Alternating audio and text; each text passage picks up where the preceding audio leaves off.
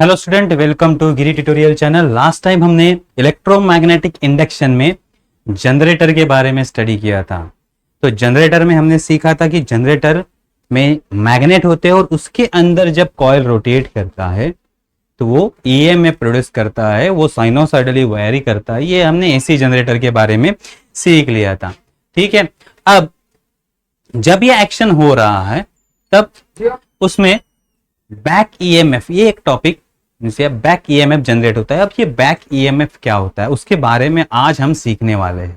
ठीक है, सो पहले तो ईएमएफ हमने जनरेट कर लिया, तो back EMF and back torque, इसके बारे में आज सीखने वाले हैं। So EMF can be generated in a circuit in a different way. अब बहुत सारे ऐसे डिवाइस है जो ईएमएफ जनरेट करते हैं, पोटेंशियल डिफरेंस जिसमें होता है या जिसकी वजह से इलेक्ट्रॉन फ्लो करते हैं, करंट प्रोड्यूस होता है। ऐसे बहुत सारे ईएमएफ सोर्स है। तो ईएमएफ कैसे प्रोड्यूस होता है? इन बैटरी। अगर आप बैटरी लोगे, chemical force give the EMF. Chemical battery, आपने पेंसिल सेल लिया, बैटरी है आपका, या फिर कोई भी बैटरी ले लिया, तो उसमें केमिकल जो फोर्स होगा या केमिकल रिएक्शन होगा, उसकी वजह से जो फोर्स क्रिएट होगा उसकी वजह से ईएमएफ जनरेट होता है। सेकेंड है पीजो इलेक्ट्रिक क्रिस्टल। ऐसे कुछ क्रिस्टल होते हैं जिसमें अगर आप प्रेशर दे दो तो उस मैकेनिकल प्रेशर को वो ईएमएफ में कन्वर्ट कर दे। तो ऐसे कुछ क्रिस्टल्स होते हैं पीजो इलेक्ट्रिक क्रिस्टल, जिसकी वजह से ईएमएफ जनरेट होता है। थर्ड हमारा है थर्मोकपल्स। तो दो जंक्शन को हम टेम्परेचर डिफरेंस पे रखते हैं और उसकी वजह से टेम्परेचर ग्रेडियंट क्या होता है? टेम्परेचर ग्रेडियंट या टेम्परेचर डिफरेंस जनरेट होता है, और उस डिफरेंस की वजह से ईएमएफ जनरेट होता है। तो इसे कहा जाता है टेम्परेचर ग्रेडियंट। ठीक है, thermocouple. Then photo electric cell. Photo electric cell solar panel हमारे, जिसमें फोटो इलेक्ट्रिक सेल होते हैं जो लाइट एनर्जी को कन्वर्ट कर देते हैं इलेक्ट्रिसिटी में। कैसे कन्वर्ट करते हैं? तो लाइट जैसे ही इंसिडेंट होगा एक सुटेबल फ्रीक्वेंसी का, तो उस सेल की वजह से उसमें ईएमएफ जनरेट होगा। क्या जनरेट होगा? ईएमएफ। तो लाइट की वजह से क्या जनरेट होता है? EMF. Then Van de Graaff generator, ये हमने स्टडी किया, Van de Graaff generator. Okay, electron creates potential difference. Okay, electron creates potential difference. तो इलेक्ट्रॉन जैसे जैसे उस वैन डी ग्राफ जनरेटर के ऊपर सेटल होते जाएंगे वैसे वैसे पोटेंशियल बढ़ता जाएगा, पोटेंशियल या ईएमएफ बढ़ता जाएगा। देन एसी जनरेटर, अभी लास्ट टॉपिक में हमने सीखा एसी जनरेटर। अगर मैग्नेट के बीच में कॉइल घूमता है, okay, movement of wire through magnetic field produce motional EMF. Okay, अगर वायर का मूवमेंट मैग्नेटिक फील्ड में होता है, वायर अगर मैग्नेटिक फील्ड में मूव करता है, तो उसमें क्या प्रोड्यूस होता है? ईएमएफ प्रोड्यूस होता है। ठीक है, तो अब इस जनरेटर एक्शन पे अब आते हैं बैक ईएमएफ। तो ईएमएफ कैसे प्रोड्यूस होता है वो तो हमने सीख लिया। अब जनरेटर और मोटर, अगर आपने सीखा होगा, generator and motor are practically same. देखो, दोनों का कंस्ट्रक्शन अगर हम देखते हैं जनरेटर और मोटर का, तो क्या होता है? दोनों में मैग्नेट होते हैं। जनरेटर ले लो या फिर मोटर ले लो, दोनों में क्या होते हैं? मैग्नेट होते हैं, fix magnet, north and south. और इसके बीच में हम कॉइल को रोटेट करते हैं। इसके बीच में क्या करते हैं? हम कॉइल को रोटेट करते हैं। तो जैसे ही कॉइल रोटेट होगा, तो इससे जनरेटर या मोटर हम बना सकते हैं। तो देखो, generator, DC generator is connected to a battery. Okay, अगर हमें इस कॉइल को बैटरी से कनेक्ट कर दिया, मींस इस कॉइल को हमने एक्सटर्नल सोर्स दे दिया, तो बैटरी से, तो इसमें से करंट फ्लो करेगा और ये कॉइल घूमने लगेगा, तो उसे हम क्या कहेंगे? मोटर। उसे हम क्या कहेंगे? मोटर।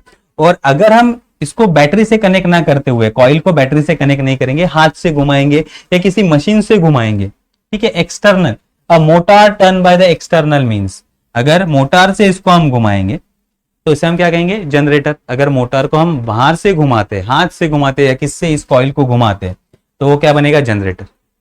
और अगर हम इसको इलेक्ट्रिक सप्लाई देके घुमाते तो वो क्या होगा? मोटर होगा। ठीक है, समझ में आ रहा है? ओके, देखो, मैग्नेट के अंदर हमने कॉइल को रखा है। अगर कॉइल को इलेक्ट्रिक सप्लाई दे दिया और कॉइल घूमने लगा, मोटर। क्या बन गया? Motor. So a DC generator connected to the battery. DC generator, हमने बैटरी को इसको कनेक्ट कर दिया, तो ये क्या बन गया? मोटर। और अगर हम इसको बैटरी की जगह हाथ से घुमाते, किससे घुमाते हैं? हाथ से घुमाते हैं, ऐसा आप मान लो। एक्सटर्नल मीन्स कोई भी एक्सटर्नल चीज से हम घुमाते हैं तो क्या होगा? A motor turn by external means उसे हम क्या कहते हैं? जनरेटर। तो जैसे ये कॉइल घूमने लगेगा, हम हाथ से घुमा रहे हैं, इसके अंदर क्या होगा? मैग्नेटिक फील्ड जो चेंज हो रहा है उसकी वजह से करंट या ईएमएफ प्रोड्यूस होगा, उसे हम कहते हैं जनरेटर। ठीक है, तो ये समझ में आ गया। तो मोटर और जनरेटर सेम है, दोनों में कंस्ट्रक्शन सेम, मैग्नेट और कॉइल। तो whenever motor is running, whenever motor is running,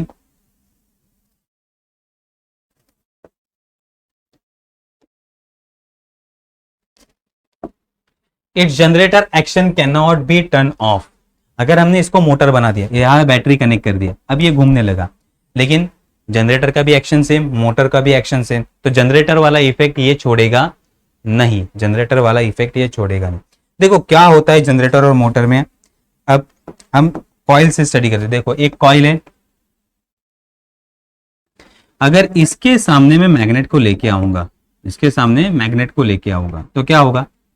जैसे ही मैग्नेट नजदीक आएगा, मैग्नेटिक फील्ड स्ट्रांग होगा, मैग्नेटिक फ्लक्स बढ़ेगा, और उसकी वजह से कॉइल में क्या आ जाएगा? ईएमएफ, और ईएमएफ की वजह से करंट फ्लो करना स्टार्ट कर देगा।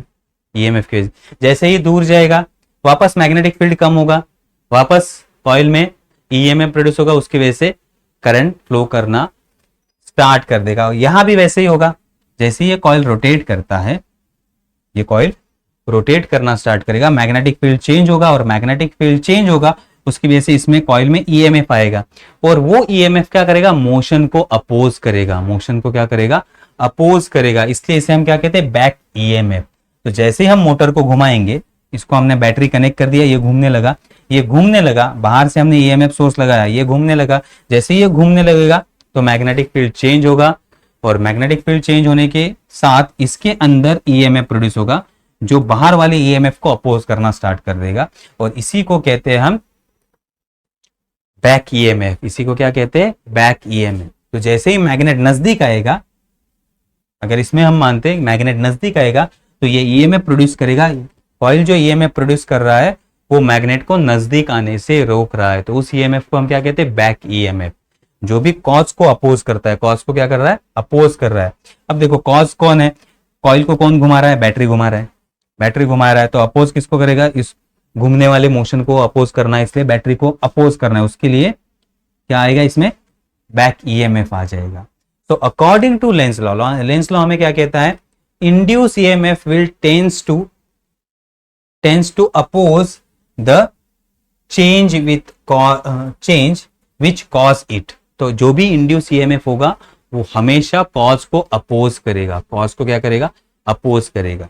तो जैसे ही ये कॉइल घूमने लगेगा तो उसको घूमने के लिए रोकने की कोशिश करेगा। ठीक है, तो ये याद रखो। तो जब भी मोटर हम ज्यादा स्पीड से घुमाते हैं तो इसको अपोज करने वाला बैक ईएमएफ भी उतना ही स्ट्रांगली प्रोड्यूस होता है, उतना ही स्ट्रांगली प्रोड्यूस होता है। इसलिए जब भी हम मोटर स्टार्ट करते हैं तो उसको ज्यादा करंट लगता है। उसको क्या करता है? ज्यादा करंट लगता है, कि जैसे ही मोटर घूमना स्टार्ट कर देगा बैक ईएमएफ आ जाएगा, और बैक ईएमएफ आएगा तो उसको ओवरकम करके मोटर को घुमाने के लिए हमें ज्यादा करंट की जरूरत होती है। ठीक है, ये समझ में आ गया। तो बैक ईएमएफ क्या होता है? जो कॉज को अपोज करता है। तो अगर कॉइल रोटेट कर रहा है या कोई भी चीज मैग्नेटिक फील्ड से बाहर निकल रही है तो उसके ऊपर बैक ईएमएफ प्रोड्यूस होगा। तो बैक ईएमएफ कॉज को अपोज करता है। देखिए मैग्नेट नजदीक आ रहा है, अब देखो मैग्नेट नजदीक आ रहा है, ये कॉज है, तो इसमें ईएमएफ प्रोड्यूस होगा, वो मैग्नेट को नजदीक आने नहीं देगा। और अगर ये मैग्नेट दूर जाएगा तो वापस इस कॉइल में करंट प्रोड्यूस होगा या ईएमएफ प्रोड्यूस होगा, जो दूर जाने वाले मैग्नेट को रोकने की कोशिश करेगा। तो जो भी कॉज होगा उसको रोकने की कोशिश करता है ईएमएफ, उस ईएमएफ को कहते हैं बैक ईएमएफ। इसे हम क्या कहते हैं? Back EMF. बैक ईएमएफ समझ में आ गया। अब वही बैक ईएमएफ को हम स्टडी करते हैं, या ईएमएफ कितना प्रोड्यूस होगा वो हम स्टडी करते हैं। So induction and energy transfer, induction and energy transfer दोनों के बारे में हम स्टडी करने वाले हैं। तो हमने क्या किया है? एक लूप लिया है, consider a loop A B C D, consider a loop A B C D, जिसको हमने मैग्नेटिक फील्ड में रखा है, जिसको हमने मैग्नेटिक फील्ड में रखा है, और मैग्नेटिक फील्ड से उसको बाहर निकाल रहे हैं। मैग्नेटिक फील्ड से क्या निकाल रहे हैं? उसको बाहर निकाल रहे हैं। Consider a loop A B C D taken out with the constant velocity v through the uniform magnetic field B। अब इस ABCD लूप को हम कांस्टेंट वेलोसिटी से बाहर निकाल रहे हैं मैग्नेटिक फील्ड के। ओके, तो जैसे ही इसको बाहर निकालेंगे तो एरिया चेंज हो रहा है, कॉइल का एरिया क्या हो रहा है, चेंज हो रहा है धीरे धीरे, तो मैग्नेटिक फ्लक्स भी उस हिसाब से चेंज होगा। ये मैग्नेटिक फील्ड क्या हो जाएगा, चेंज होता रहेगा। जैसे जैसे एरिया चेंज होगा वैसे मैग्नेटिक फील्ड भी चेंज होगा। तो चेंज इन एरिया और change in magnetic field produce current, तो इसमें ईएमएफ प्रोड्यूस होगा और करंट फ्लो करना स्टार्ट होगा, करंट फ्लो करना स्टार्ट हो जाएगा। So current I induce in a loop in a clockwise direction, तो क्लॉकवाइज डायरेक्शन में करंट आना स्टार्ट हो जाएगा इसमें। Okay, then loop segment experiences a force F1 F2 F3। अब उसकी वजह से जैसे ही मैग्नेटिक फ्लक्स चेंज होगा इसमें ईएमएफ प्रोड्यूस होगा या फिर करंट प्रोड्यूस होगा, वो क्या करेगा, अपोज करने की कोशिश करेगा, वो मोशन को अपोज करने की कोशिश करेगा। इसलिए इस वायर पे फोर्स अप्लाई होंगे, यहां F1 फोर्स प्रोड्यूस होगा, ऊपर F2 और नीचे F3 फोर्स प्रोड्यूस होगा वायर के ऊपर। अब जैसे ये मैग्नेटिक फील्ड से बाहर निकल रहे हैं तो इसके ऊपर फोर्स अप्लाई हो रहे हैं F1 F2 और F3। तो अब अगर हमें इसको देखो, F1 फोर्स अट्रैक्ट कर रहा है इसको, F2 और F3 भी इसको खींच रहे हैं, तो अगर मुझे वेलोसिटी बरकरार रखनी है, वेलोसिटी से उसको बाहर निकालना है, तो मुझे एक्सटर्नल फोर्स यहां अप्लाई करना पड़ेगा। क्या करना पड़ेगा, एक्सटर्नल फोर्स। तो मैं इस कॉइल पे एक्सटर्नल फोर्स अप्लाई करूंगा और उस फोर्स की वजह से ये क्या होगा, बाहर आना स्टार्ट कर देगा, बाहर आएगा। और जैसे ही बाहर आएगा तो फोर्स अप्लाई कर रहा हूं और डिस्प्लेसमेंट कर रहा हूं, तो मुझे क्या करना पड़ेगा, वर्क डन करना पड़ेगा। क्या करना पड़ेगा, वर्क डन। तो कॉइल को बाहर निकालने के लिए मुझे क्या करना पड़ेगा, वर्क डन। ठीक है, to maintain the velocity v constant it is required to apply an external force F। तो इक्वल एंड अपोजिट, जितना फोर्स अंदर खींचने के लिए अप्लाई हो रहा है उसके अपोजिट में ही मैं फोर्स अप्लाई करूंगा, उस कॉइल को क्या करूंगा, बाहर निकालूंगा, इस कॉइल को बाहर निकालूंगा। जैसे ही कॉइल को बाहर निकालूंगा उसके लिए मुझे जो भी फोर्स अप्लाई करना पड़ता है उसकी वजह से मुझे क्या करना पड़ेगा, वर्क डन। और ये वर्क डन चेंज होगा। So the rate of doing work on a loop, इसको बाहर निकालने के लिए जो भी मैं वर्क कर रहा हूं that is known as a power. So power is nothing but a work done per unit time. Power is work done per unit time. That is, अब वर्क डन का फॉर्मूला हमें पता है, force into displacement. Work done क्या होता है, force into displacement divided by time. But displacement upon velocity क्या होता है, displacement upon time is nothing but velocity. तो डिस्प्लेसमेंट अपॉन टाइम को हमने क्या लिख दिया, वेलोसिटी लिख दिया। देखो power is nothing but work done upon time. Work done क्या होता है, force into displacement divided by time, and displacement upon time is nothing but velocity. अब हमें फाइंड आउट करना है पावर। तो ये सर्किट, ये जो मैग्नेटिक फील्ड और कॉइल को मैग्नेटिक फील्ड में रखा है उसके अंदर कितना पावर अप्लाई होगा वो हमें फाइंड आउट करना पड़ेगा। तो पावर फाइंड आउट करने के लिए हमें पहले क्या फाइंड करना पड़ेगा, फोर्स, देन उसको वेलोसिटी से मल्टीप्लाई करना पड़ेगा। तो आओ अब हम फोर्स फाइंड आउट करते हैं। ठीक है, तो कितना फोर्स उसको एप्लीकेबल होगा वो हम फाइंड आउट करेंगे। अब यहां मैं छोटा सा एक डायग्राम ड्रॉ कर लेता हूं। ये हमारा मैग्नेटिक फील्ड है और इस मैग्नेटिक फील्ड से हम कॉइल को क्या निकाल रहे हैं, बाहर निकाल रहे हैं, कॉइल को बाहर निकाल रहे हैं।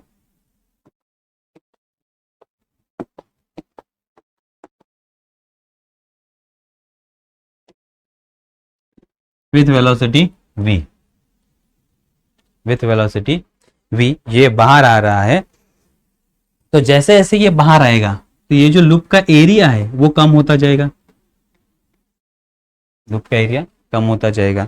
और मींस जो भी फ्लक्स बाहर आ रहा है इसमें से मैग्नेटिक फील्ड आ रहा है वो फ्लक्स चेंज होगा। तो पहले फ्लक्स कितना होगा, तो जो भी फ्लक्स कॉइल के अंदर है, so flux link with the coil,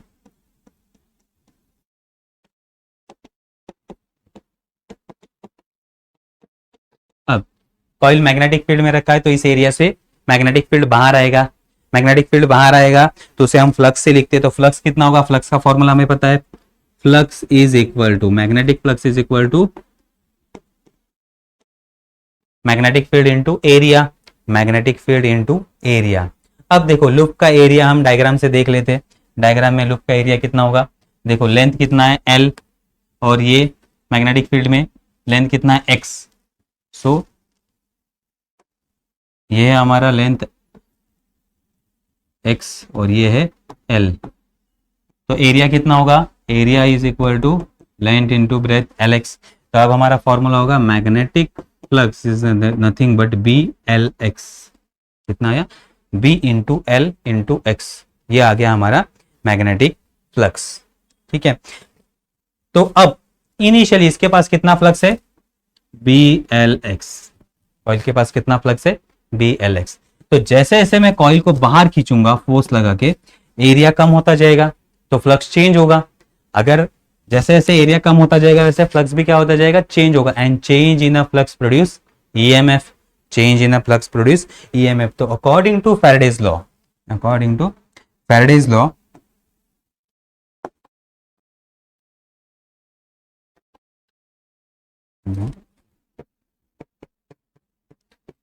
according to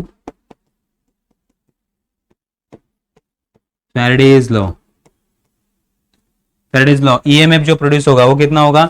EMF. अब इसमें हम साइन नहीं लेते, अपोज करने वाला ईएमएफ होगा ना, ईएमएफ, इसलिए मैग्नीट्यूड लेते हैं d phi by d t. होगा d phi by d t. E M F is equal to mod of d phi by d t. तो पॉजिटिव निगेटिव लेने की जरूरत नहीं है। तो अब हम क्या करेंगे, हमारे पास फाई का वैल्यू वो पुट कर देंगे d d t of B L x, B L x. ठीक है, अब देखो जैसे जैसे कॉइल बाहर आएगा, जैसे जैसे कॉइल बाहर आएगा तो एक्स, एक्स का वैल्यू चेंज होता रहेगा। एक्स का वैल्यू क्या होगा? चेंज होगा। एल का वैल्यू तो कांस्टेंट रहेगा, एल हमारा चेंज होने वाला नहीं है। तो जैसे जैसे कॉइल बाहर आएगा तो एक्स का वैल्यू कम होता जाएगा।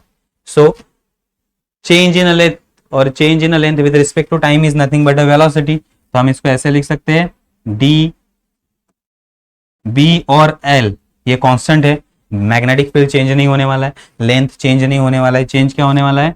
D x by d t. तो ये होगा पी एल वी।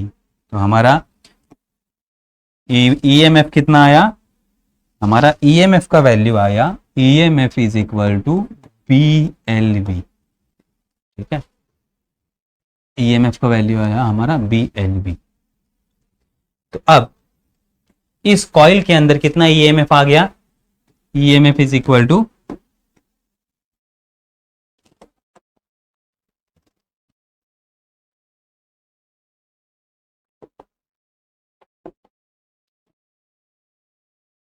इस कॉइल के अंदर ईएमएफ आ गया, E is equal to B L V. ठीक है, इतना ईएमएफ आ गया। अब अगर हम मानते कि इस कॉइल का रेजिस्टेंस R है, कॉइल का रेजिस्टेंस क्या है? R है, इसमें ईएमएफ E है और उसकी वजह से करंट कितना फ्लो कर रहा है? R। करंट कितना फ्लो कर रहा है? R। तो इसको हम दूसरे डायग्राम से दिखाते हैं, उसको हम दूसरे डायग्राम से दिखाते हैं। देखो ये कॉइल का रेजिस्टेंस R है, एबीसीडी कॉइल का रेजिस्टेंस कितना है? R। इसमें कितना प्रोड्यूस हो गया? EMF E is equal to B L V. और करंट कितना फ्लो कर रहा है? I। इतना करंट इसमें से फ्लो कर रहा है। ठीक है, सो R is a resistance of loop. हम लिखते हैं यहां R resistance of loop ABCD, E EMF and I current, I current. Then according to Ohm's law, according to Ohm's law, Ohm's law क्या कहते हैं? I is equal to और V is equal to IR, E is equal to I into R. Okay, E is equal to I into R and therefore I is equal to E upon R. लेकिन E का value हमारे पास है, सो E का value कितना है? E का value है B L V upon R. तो हमने करंट कितना फाइंड किया? B L V upon R. ठीक है, तो हमारे पास करंट का वैल्यू आ गया। अब current is equal to B L V upon R. तो इस लूप से कितना करंट फ्लो कर रहा है? B L V upon R. हमें क्या फाइंड आउट करना है? पावर। हमें क्या फाइंड करना है? पावर। तो उसके लिए लगेगा फोर्स। अब आते हैं फोर्स के इशू पे। ठीक है, तो देखो अब फोर्स कैसे अप्लाई होगा?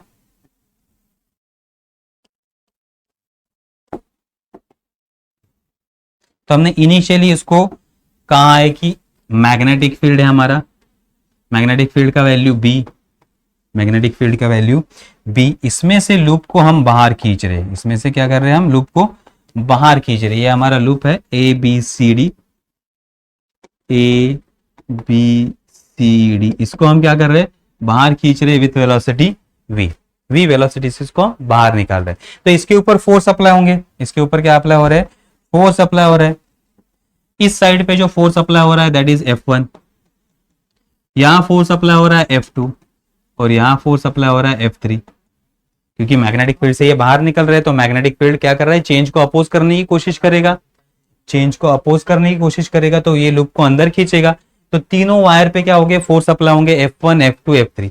अब देखो F1 F2, now force on loop, force on loop ABCD is F1 F2 and F3, F1 F2 and F3। तो यहां देखो F2 and F3 equal and opposite, F2 F3 equal and opposite, जितना length इस wire का है उतना ही यहां भी है, तो वायर का लेंथ सेम है तो दोनों भी कैंसिल हो जाएंगे, इक्वल एंड अपोजिट, तो कैंसिल ईच अदर।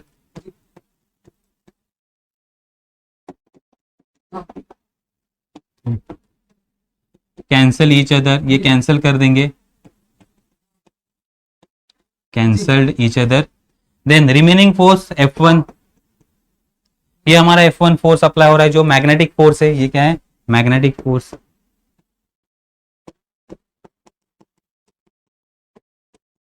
वो लूप को अंदर खींचेगा और लूप को हमें बाहर निकालना है, तो उतना ही हमें क्या करना होगा, एक्सटर्नल फोर्स अप्लाई करना पड़ेगा। So F1 magnetic force is equal to external force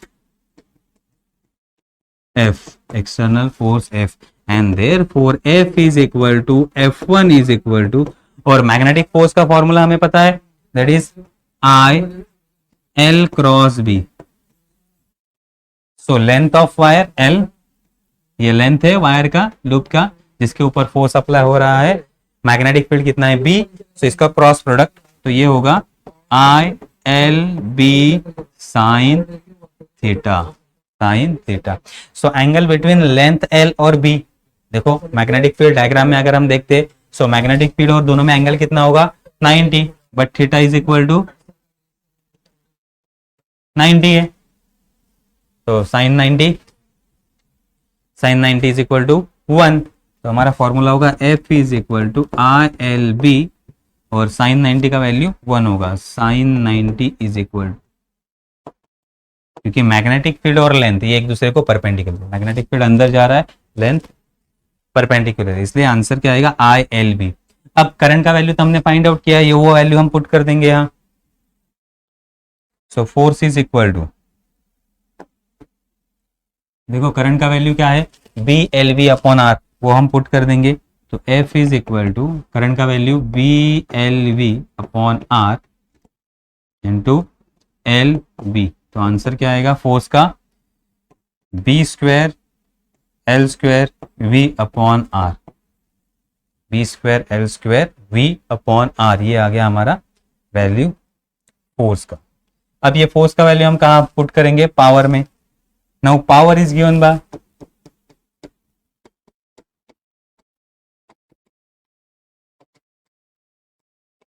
तो power P is equal to work done upon time, ये हमने कहा था force into velocity, force into velocity. तो फोर्स का वैल्यू हम पुट कर देंगे यहाँ, फोर्स का वैल्यू क्या है B square L square V upon R into V, तो power is equal to B square L square V square upon R, ये आ गया हमारा पावर का फॉर्मूला, ये आ गया हमारा पावर का फॉर्मूला, ठीक है। तो अब जब सर्किट से I इतना करंट फ्लो कर रहा है, EMF E है, तो कितना पावर होगा या कितना work done per unit time होगा, B square L square V square upon R। तो हमने पावर फाइंड आउट कर लिया, अब हमें एनर्जी के बारे में सोचना है, ठीक है। तो अब किसी भी कॉइल से, एक कॉइल है इसमें से करंट फ्लो कर रहा है I, तो किसी भी कॉइल से या किसी भी लूप से अगर करंट फ्लो करता है तो जो भी वर्क डन होगा या जो भी हीट होगा, जो भी हीट होगा, जो भी करंट फ्लो करेगा उसकी वजह से क्या प्रोड्यूस होगा, यहाँ हीट प्रोड्यूस होगा। तो जैसे ही करंट इसमें फ्लो कर रहा है लूप के अंदर, तो यहाँ क्या प्रोड्यूस हो रहा है, हीट प्रोड्यूस हो रहा है। तो जो भी एनर्जी है, जो भी हम वर्क डन कर रहे हैं, वो किस में कन्वर्ट हो रहा है, हीट में, या हीट एनर्जी में कन्वर्ट हो रहा है। तो अब हमें जो एनर्जी फाइंड आउट करनी है वो है हीट एनर्जी। तो जब किसी भी लूप से करंट फ्लो कर रहा है तो कौन सी एनर्जी जनरेट होती है, हीट एनर्जी जनरेट होती है। तो अब हम लिखते हैं, हमारे हमारे पास कुछ क्वांटिटीज है। तो I is a current of loop, I is current of loop, loop का करंट है, and R is a resistance, R is a resistance of loop A, B, C, D. चलो, I करंट और resistance R है। तो power का दूसरा formula है हमारे पास, power is equal to I square R, power is equal to I square are.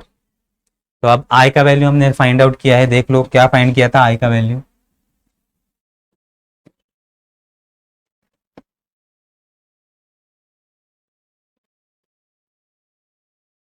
ये देखो I का वैल्यू क्या था, B L V upon R.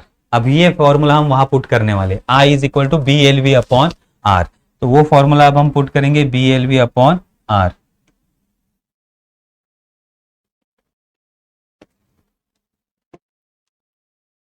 तो यहां I का वैल्यू हम डालेंगे P is equal to B L V upon R square into R. तो ये क्या हो जाएगा, B square L square V square R square into R. तो आर आर कट हो गया। सो पावर या heat, heat energy is given by B square L square V square upon are.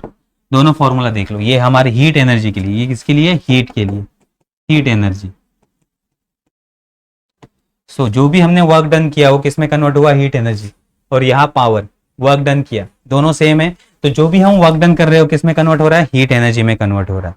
So mechanical work converted into heat energy, mechanical work converted into heat energy. तो जब भी, अब हमें concept क्या याद रखना है, जब भी मैग्नेटिक फील्ड से हम कॉइल को बाहर निकालते हैं, कॉइल को क्या करते हैं, बाहर निकालते हैं, तो इसमें करंट फ्लो करना स्टार्ट करेगा और करंट फ्लो करने से ये हीटअप होगा। ये क्या होगा, हीटअप होगा। तो ये हीट एनर्जी जनरेट करता है। तो जैसे हम कॉइल को बाहर निकालेंगे मैग्नेटिक फील्ड से, तो इसमें करंट प्रोड्यूस होगा और करंट की वजह से कॉइल हीटअप होगा। ये समझ में आ गया, ठीक है। तो मैकेनिकल एनर्जी और हीट हमने स्टडी कर लिया। अब जो हमारा नेक्स्ट टॉपिक है दैट इज ईडी करंट। वो क्या है, ईडी करंट। सेम कंसेप्ट, अब हमने लूप लिया था, क्या लिया था, लूप। अब लूप की जगह हम पे क्या लेते हैं, प्लेन शीट लेते हैं, एक मेटल का प्लेन शीट, और उसको हम मैग्नेटिक फील्ड से बाहर निकाल रहे हैं, उसको हम मैग्नेटिक फील्ड से बाहर निकाल रहे हैं। तो कंसेप्ट तो सेम है। अब एक सिंगल लूप को जब हम बाहर निकालते हैं मैग्नेटिक फील्ड से, तो इसमें करंट आ जाता है। सेम कंसेप्ट यहां भी अप्लाई होगा।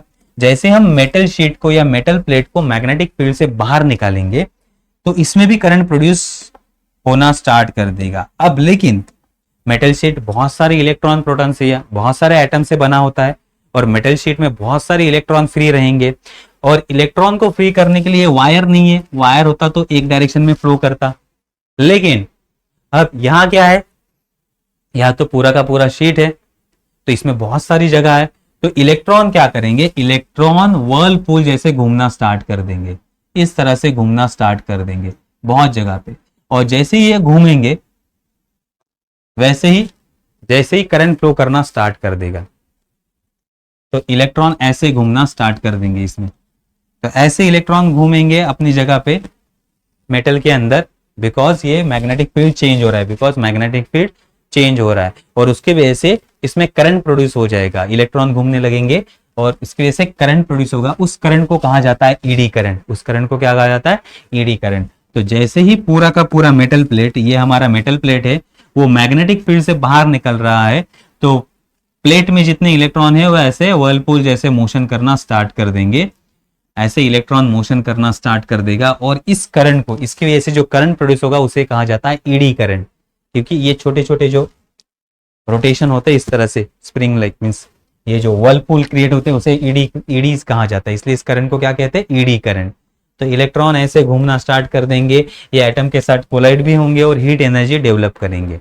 सो ईडी करंट क्या करता है, जैसे ही ईडी करंट फ्लो करता है तो वो हीट एनर्जी डेवलप करता है। तो जो भी हम काम कर रहे हैं या जो भी हम इसको एनर्जी सप्लाई कर रहे हैं वो एनर्जी किस में कन्वर्ट हो जाती है, हीट में कन्वर्ट हो जाती है। तो ये कभी कभी लॉसेस होता है, बहुत सारे सर्किट में, बहुत सारे डिवाइसेस में ईडी करंट की वजह से बहुत ज्यादा लॉसेस होता है।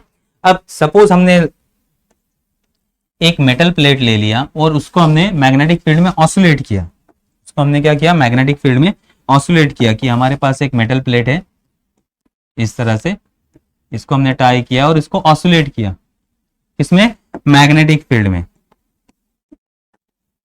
यहां से मैग्नेटिक फील्ड आ रहा है तो मेटल प्लेट ऑसिलेट हो रहा है, इस तरह से मेटल प्लेट ऑसिलेट हो रहा है ना, और मैग्नेटिक फील्ड चेंज होगा, फिर मैग्नेटिक फील्ड क्या होगा, कम ज्यादा कम ज्यादा, और change in a magnetic field produce EMF, तो इसमें ईएमएफ प्रोड्यूस होगा और ईएमएफ की वजह से इलेक्ट्रॉन गोल गोल घूमना स्टार्ट कर देंगे मेटल के अंदर, इलेक्ट्रॉन क्या करेंगे, गोल गोल घूमना स्टार्ट कर देंगे और ये हीट डेवलप करेंगे, ये क्या डेवलप करेंगे, हीट डेवलप करेंगे, और हीट की वजह से या जिस करंट की वजह से ये हीट डेवलप होता है उसे कहते हैं ईडी करंट, उसकी वजह से हमारी एनर्जी लॉस हो जाएगी, एनर्जी क्या हो जाएगी, लॉस। तो बहुत सारे डिवाइस में ईडी करंट की वजह से बहुत सारा लॉस होता है, इसलिए जो भी डिवाइस में हम, अगर हमें मेटल का बड़ा सा शीट यूज करना है तो प्रॉपरली पूरा का पूरा शीट यूज नहीं किया जाता है। तो ईडी करंट को स्टॉप करने के लिए, ईडी करंट को स्टॉप करने के लिए उसमें कट लगाए जाते हैं, देखो यहाँ दिखाया है। तो ईडी करंट को हमें रिड्यूस करने की जरूरत होती है, तो जो भी मेटल शीट है उसमें हम क्या करते हैं, कट्स लगाते हैं, तो उसकी वजह से पूरे इलेक्ट्रॉन घूम नहीं पाते, यहाँ अगर इलेक्ट्रॉन इस तरह से घूमने वाले हैं तो वो घूम नहीं पाते, तो अब इस कट की वजह से इलेक्ट्रॉन का पाथ ब्रेक हो जाता है और ईडी करंट रुक जाता है, ईडी करंट क्या हो जाता है, रुक जाता है। अगर आप ट्रांसफॉर्मर बनाने वाले हैं तो ट्रांसफर या आयन कोर आपको बनाना है तो आयन कोर पूरा का पूरा आयन का टुकड़ा ना लेते हुए उसे स्मॉल स्मॉल पीसेस से बनाया जाता है, क्यों, क्योंकि अगर पूरा एक ही पीस होगा तो उसमें ईडी करंट डेवलप होगा और डिवाइस ज्यादा हीट होगा, ठीक है। इसलिए ईडी करंट कैसे प्रोड्यूस होता है समझ में आ गया। अगर मैग्नेटिक फील्ड वैरी हो रहा है और उसमें हमने किसी मेटल प्लेट को रखा है या आयन रॉड को रखा है तो उसमें क्या होगा, ईडी करंट जनरेट होगा और ईडी करंट की वजह से एनर्जी लॉस हो जाएगी। तो ईडी करंट हमें रोकना होता है, उसके लिए हम क्या कहते हैं, मेटल प्लेट में कट्स लगाते हैं या मेटल प्लेट को हम स्मॉल पीसेस में ज्वाइन करके बनाते हैं, पूरे एक जैसे नहीं बनाते। तो ये समझ में आ गया।